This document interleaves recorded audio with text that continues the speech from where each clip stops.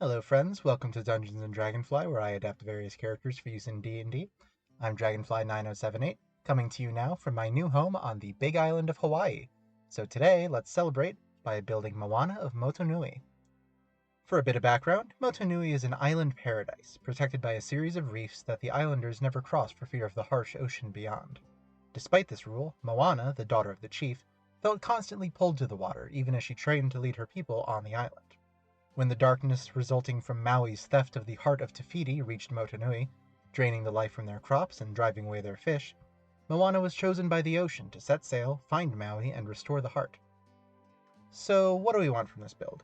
Well, since the ocean chose Moana for her mission, it occasionally helps her out by protecting and guiding her.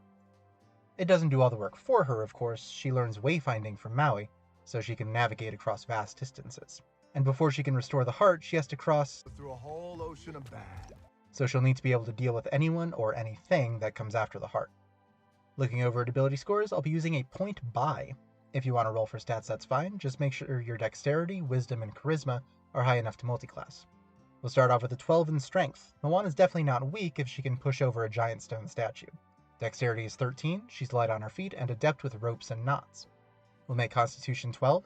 Sailing for days on end under the tropical sun with no shade is pretty intense, and she manages that with no problem. But intelligence is only going to be 10, considering she had to have her people's history shoved into her mind via mystical boat vision. Wisdom is 13, she was shaping up to be a pretty good leader before she sailed off, and we'll finish up with a 15 in charisma, as she's very good at getting people to do what she wants, whether through her authority as future chief, or just by being very convincing. We'll use Variant Human to round off her dexterity and charisma, and to pick up proficiency in Insight, which will bump up to an expertise with Empathic, since Moana's empathy and care for those around her is why the ocean chose her in the first place. Empathic also bumps our wisdom up by 1, and lets us use our action to make an insight check against a target's deception, to get advantage on our attacks and ability checks against them for a turn. Now, she may not have known about the ocean-faring canoes hidden in the waterfall, but Moana still grew up around boats and fishermen, despite her dad's misgivings, so we'll make her a shipwright for proficiency in history, perception, and water vehicles. We also get a feature called I'll Patch It, which lets us make minor repairs to a boat while it's still at sea, though we'll replace the carpenter's tool proficiency with weaver's tools, since Moana's canoe is mostly made of wood lashed together with cord. There's also a fun bit of flavor in the shipwright background, where it describes the shipwright meeting a divine being while sailing alone as possible backstory element, which is literally the plot of Moana. As a character, Moana is much more focused on exploration than on combat, so we'll be starting off as a ranger, giving us proficiency in animal handling, athletics, and survival. Moana is a natural explorer, letting her ignore difficult terrain and giving her advantage on initiative as well as on attack rolls during the first round of combat against creatures that haven't acted yet. She also gets a bunch of benefits to overland travel, or oversea travel in this case I guess, like better foraging, better tracking, and the inability to get lost except by magic. She doesn't really have a favorite enemy though, she's never really been off her island before, so we'll go with Favored Foe from Tasha's instead. A number of times per day equal to a proficiency bonus, we can deal an extra 1d4 damage when we hit a creature with an attack, and mark them as our favorite enemy. For up to a minute depending on our concentration, we then deal an extra d4 of damage the first time we hit that creature each turn. For our fighting style, Mariner increases our AC by 1 and gives us climbing and swimming speeds equal to our walking speed, as long as we aren't wearing heavy armor or using a shield. Moana's not really a spellcaster, magic kind of just happens around her thanks to the gods, monsters, and spirits that she interacts with, so we'll use the Spellless Ranger variant to get a pool of superiority dice, a set of 4 d8s that refills on any rest, and that we can use to fuel maneuvers like Pushing Attack, to knock enemies away if they fail a strength save when we hit them, and Sweeping Attack to deal damage to creatures adjacent to a creature we hit with a melee weapon. Third level rangers get Primeval Awareness, letting us communicate simple ideas to animals. Now normally I would give a character Find Familiar or something to get their animal companion, but Hey is nowhere near familiar level intelligence, so we're gonna just make do with this and our proficiency in animal handling. That also rules out making Moana a Beastmaster, so we'll go with Hunter instead. The only things she actually fights are the Kakamora, she just kind of talks to Tamatoa and to Ka, so we'll focus our Hunter choices on those. The first of which is Hordebreaker. Once per turn when we hit a creature with our oar, which I'm going to call a Great Club, we can make another attack against a different creature within 5 feet of the first. The Kakamora tend to swarm, so we shouldn't lack for targets. Since we're a spellless ranger, we learn how to make poultices to keep ourselves healthy on our voyages. We can spend an hour gathering materials to make a number of poultices equal to our wisdom modifier, which we can then apply to a humanoid to heal them 1d6 HP for every 2 of our ranger levels. We can carry a number of poultices equal to our wisdom modifier, and any that we don't use are wasted after 24 hours. We'll take Keen Mind at level 4, boosting our intelligence by 1, letting us remember anything we've seen or heard in the past month, and letting us always know which way is north, as well as the time until the next sunset or sunrise, both of which are incredibly valuable for wayfinding. And at 5th level, we get extra attack to make 2 attacks instead of 1 with the attack action, as well as another maneuver. Evasive Footwork will help us get away from the Kakamora, adding a superiority die to our AC while we're moving. 6th level doesn't do much for us. The extra damage we do to our favored foes just goes from a d4 to a d6, but at 7th level we get a 5th superiority die, and we can pair our Evasive Footwork with Escape the Horde, giving all opportunity attacks against us disadvantage. And at 8th level, we can get out of danger even faster since Fleet of Foot lets us dash using our bonus action. We also get another feat at 8th level, take Skill Expert for +1 to our Wisdom, Proficiency in Religion thanks to our grandmother's stories, and Expertise in Survival for our ever-growing wayfinding skills. 9th level Spellless Rangers have resistance to poison damage and advantage on saves against poison thanks to their natural Antivenom. Our poultices can now also cure poison as well as restore HP. They also get another maneuver. Commanding Presence is good for any burgeoning leader, letting us add a superiority die to a persuasion, performance, or intimidation check that we make. Moana's a little shaky starting off, but by the end she's really grown into her confidence. We'll use the revised version of Hide in Plain Sight, giving other creatures -10 to their perception checks to see us if we stay completely still while hiding. This is actually a thing Moana did while in Lalotai.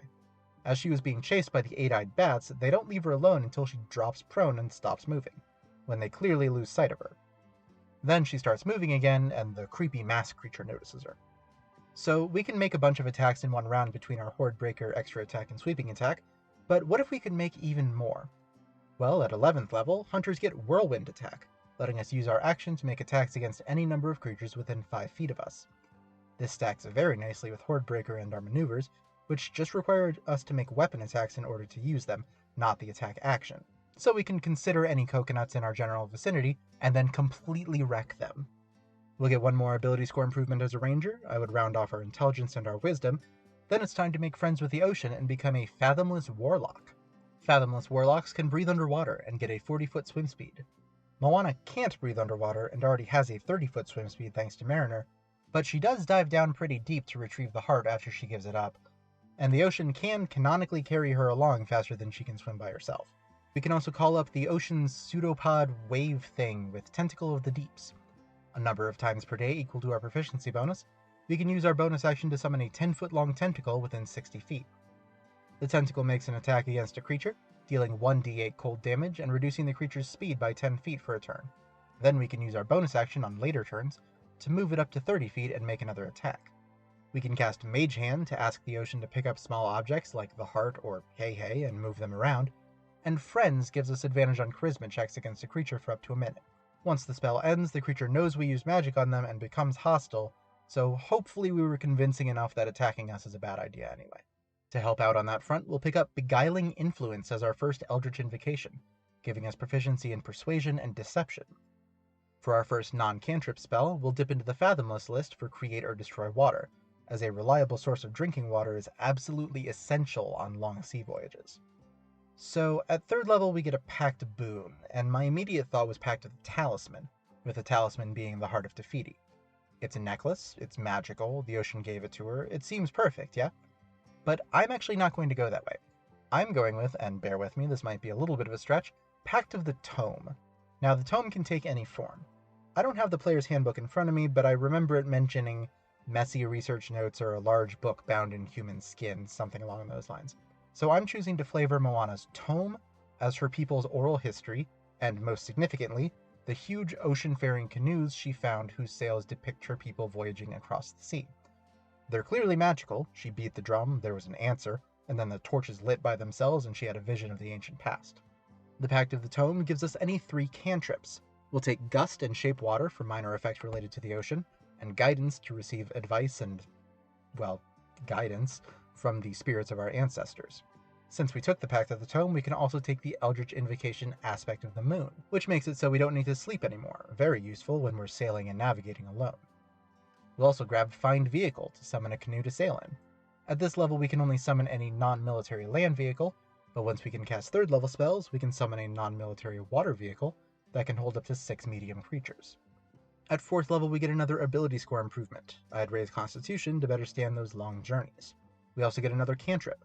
Prestidigitation is a good quality of life upgrade for long voyages, letting us warm, chill, or reflavor food, as well as light campfires and clean things. We'll pick up Gust of Wind to blow a sustained stream of air in a 60-foot line for up to a minute, in case we need some emergency steering or a quick speed boost. Hold Person paralyzes a creature who fails a Wisdom save, holding them in place in a watery grip, and Enthrall lets us distract Tamatoa if he fails a Wisdom save, giving him disadvantage on perception checks to notice any creatures other than us, so Maui can climb onto his back and retrieve his hook.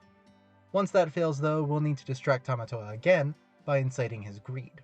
We present the Heart of Te Fiti, then if he fails his Wisdom save, he's charmed for up to a minute, and has to approach us, though he can repeat the save at the end of his turn to try to end the effect.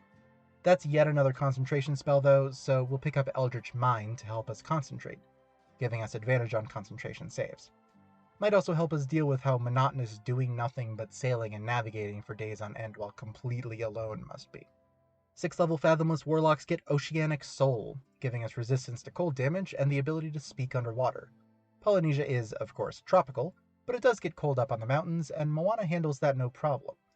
We also get Guardian Coil, letting our Tentacle of the Deeps reduce incoming damage to us or a friend by 1d8 using our reaction. And we'll get Remove Curse, which breaks all curses affecting a creature or object we touch, since that is our ultimate goal in restoring the heart. For our last Eldritch Invocation, we'll take Misty Visions, letting us cast Silent Image at will to create a visual illusion that fits in a 15-foot cube. And since we can cast 4th level spells now, we'll use Charm Monster to get Tekka to calm down long enough to restore her heart, charming her if she fails a Wisdom save. Our capstone is the 8th level of Warlock for one last ability score improvement and one last spell, and this ability score improvement is Dealer's Choice.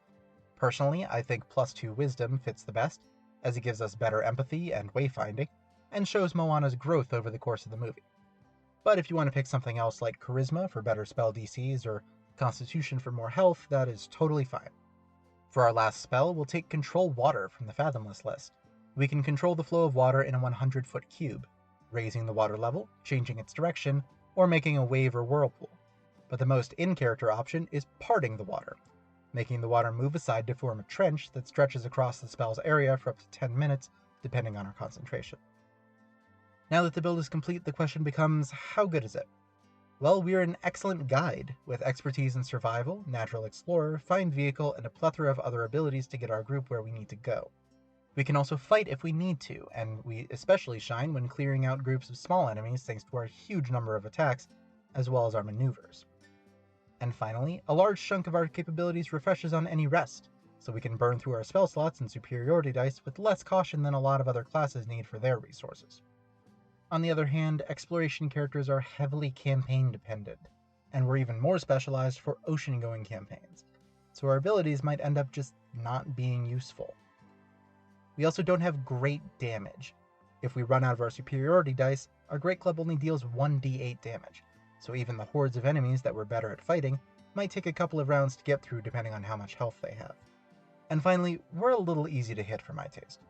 We're really good at avoiding opportunity attacks, and we have decent HP and a little bit of damage reduction from our Tentacle of the Deeps, but when we aren't moving, our AC caps out at 13, since Moana doesn't wear armor, so we'll get hit unfortunately often.